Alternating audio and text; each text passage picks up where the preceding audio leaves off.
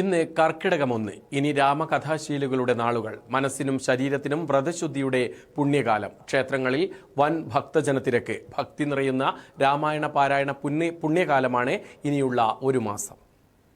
രാമായണത്തിന്റെ പൊരുളും നന്മയും പകർന്നു നൽകുന്ന രാമായണ മാസത്തിന് ഇന്ന് തുടക്കമായി.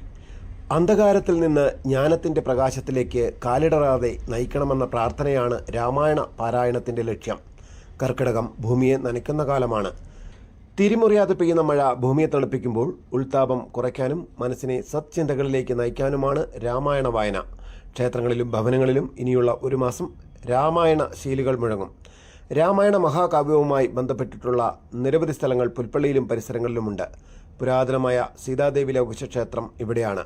സീതാദേവിയും ലവകുശന്മാരും പ്രധാന പ്രതിഷ്ഠയായിട്ടുള്ള അപൂർവ ക്ഷേത്രങ്ങളിൽ ഒന്നാണ് ഈ ക്ഷേത്രം. കർക്കിടക മാസം 1-ാം തീയതിയായ ഇന്ന് രാവിലെ മുതൽ ശ്രീ പുൽപ്പള്ളി ഗുരുക്കന്മാർ ദേവസ്വം സീതാദേവി ലവകുശ ക്ഷേത്രത്തിൽ അപൂർവ തിരക്കാണ് അനുഭവപ്പെടുന്നത്. ദേവിയെ തൊഴുന്നതിനും രാമായണ പാരായണം നടത്തുന്നതിനും ധാരാളം ഭക്തന്മാരാണ് എത്തിച്ചേരുന്നത്. രാമായണ മാസം ആചരിക്കുന്നത് പുൽപ്പള്ളി ദേവസ്വത്തിന്റെ സ്ഥിരമായൊരു പരിപാടിയാണ്. വാത്മീകി ആശ്രമവും പുൽപ്പള്ളിയിലുണ്ട്. രാമായണ മാസത്തിൽ ഇവിടങ്ങളിലേക്ക് വൻ ഭക്തജന തിരക്കുമാണ്. പുൽപ്പള്ളിയിലെ വിവിധ ക്ഷേത്രങ്ങൾ സന്ദർശിക്കാൻ പുൽപ്പള്ളി ദേവസ്വം ഈ ഞായറാഴ്ച അവസരം ഒരുക്കിയിട്ടുണ്ട്. സീതാ സ്മൃതി പദയാത്രയിൽ നിരവധി വിശ്വാസികൾ പങ്കെടുക്കും. രാമായണ പരിക്രമണ സമിതിയുടെ നേതൃത്വത്തിൽ രാമായണ പരിക്രമണ തീർത്ഥയാത്രയും ആഗസ്റ്റ് 10-ന് സംഘടിപ്പിച്ചിട്ടുണ്ട്.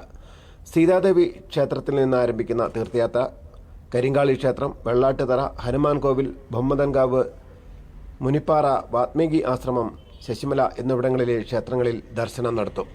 സി ഡി ബാബു, മലനാട് ന്യൂസ്, പുൽപ്പള്ളി.